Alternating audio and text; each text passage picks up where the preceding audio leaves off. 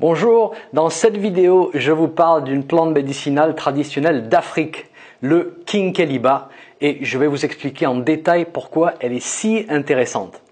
Je m'appelle Christophe Bernard et je vous guide dans la découverte des plantes médicinales sur mon blog Altea Provence. Pour recevoir mes nouvelles vidéos, abonnez-vous à ma chaîne en cliquant sur le petit logo rouge qui se trouve juste dans la vidéo en bas à droite. Le Kinkeliba, de nom scientifique Combretum micranthum. C'est un arbrisseau qui appartient à la famille des Combretacées. Et c'est une famille qui contient de nombreuses espèces médicinales. Alors, on le trouve en Afrique, dans la région qu'on appelle la brousse tigrée, qui est une végétation faite d'une succession de bandes d'arbustes séparées par des bandes de sol nu. Et donc, ça lui donne, vu du ciel, une apparence tigrée, si vous voulez. Alors, on trouve le Kinkeliba principalement dans les pays d'Afrique de l'Ouest, au sud du Sahara, avec une forte concentration au Sénégal, au Mali et au Burkina Faso. C'est une plante qui a un long historique d'utilisation traditionnelle dans de nombreux pays d'Afrique. On utilise la feuille, que vous voyez ici, qu'on va faire bouillir, donc on va faire une décoction pour utiliser le terme exact, et on l'utilise en fait pour pas mal de choses. Pour faciliter la digestion, pour les douleurs intestinales, pour calmer les nausées, pour de nombreuses maladies infectieuses. Et souvent aussi un petit peu comme une panacée, c'est-à-dire une plante qui protège et qui permet de prévenir de nombreuses maladies. Alors, personnellement, je n'ai pas une grande culture africaine, je n'ai pas d'ouvrage traditionnel de phytothérapie africaine, et donc je vais faire avec vous ce que je fais toujours lorsque je découvre une nouvelle plante. Je fais mes recherches, je me crée ma propre opinion et ensuite je vais voir si ça correspond à peu près à la tradition. Et donc si vous êtes OK avec ça, on va faire ça ensemble. Alors, tout d'abord, les études nous montrent que la plante contient des substances qui s'appellent des catéchines et des épigalocatéchines. Et je vous donne ces noms parce que si vous vous intéressez aux plantes, vous avez probablement déjà entendu parler de ces substances. Si vous buvez du thé vert, par exemple, vous savez qu'il en contient. La fève de cacao en contient aussi. Et ces substances sont puissamment antioxydantes.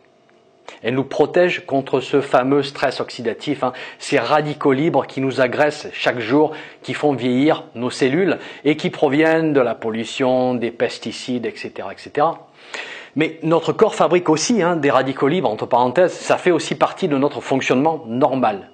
Et pour capturer ces radicaux libres, avant qu'ils ne fassent des dommages dans nos cellules, il nous faut des antioxydants. Et le Kinkeliba nous fournit de puissants antioxydants. Et là, vous voyez, on peut commencer à faire un parallèle avec la tradition africaine. Plante protectrice, plante de longue vie.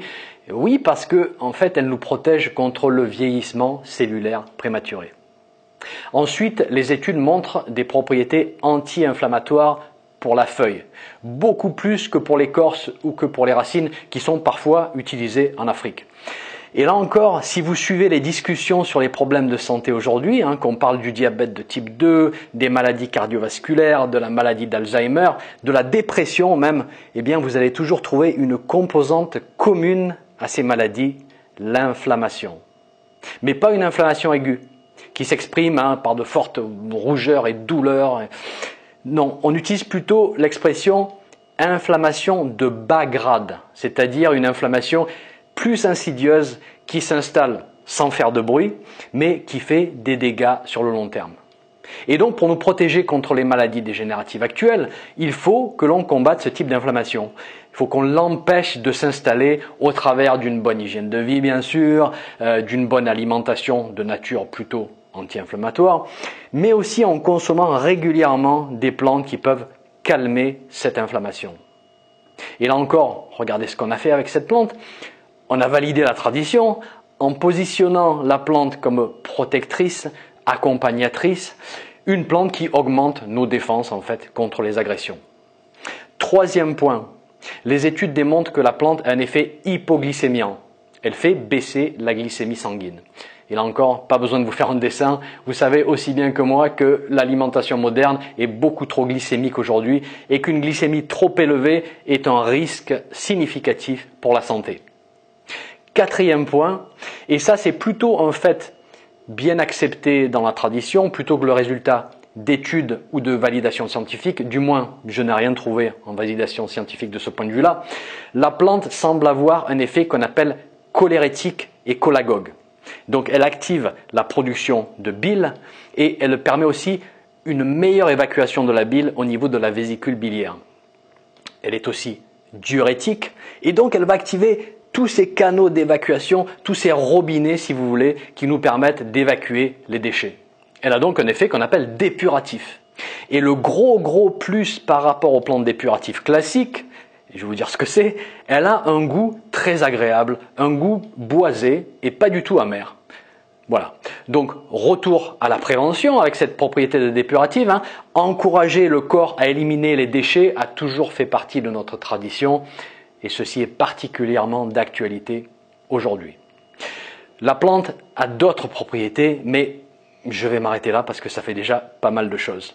Au passage, je mentionne le fait que la plante semble avoir une faible toxicité, à la fois basée sur l'utilisation traditionnelle et sur les études de toxicologie. Pour la préparation, c'est simple, c'est très simple. Vous dosez environ 20 grammes des feuilles sèches par litre. Vous trouverez la feuille dans certaines herboristeries. J'ai vérifié avant de tourner cette vidéo, c'est assez facile à trouver. Donc vous faites une décoction des feuilles de 2 à 3 minutes à couvert et puis vous allez laisser infuser pendant encore une vingtaine de minutes. Vous filtrez et puis vous buvez. Et là, regardez, je vous donne une astuce. Basée sur mes tests, une simple infusion avec de l'eau bouillante fonctionne très bien aussi, mais faites-la dans un bocal qui se ferme d'une manière hermétique et laissez-la infuser pendant une bonne heure et vous m'en direz des nouvelles.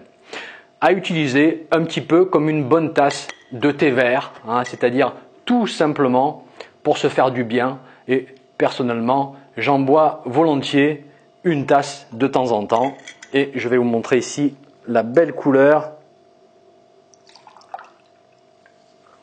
de l'infusion de Quincaliba.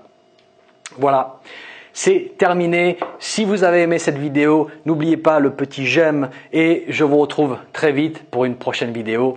Et avant de partir, j'envoie ma gratitude à la personne qui m'offre régulièrement ces belles plantes en provenance d'Afrique. Hervé, un grand merci à vous.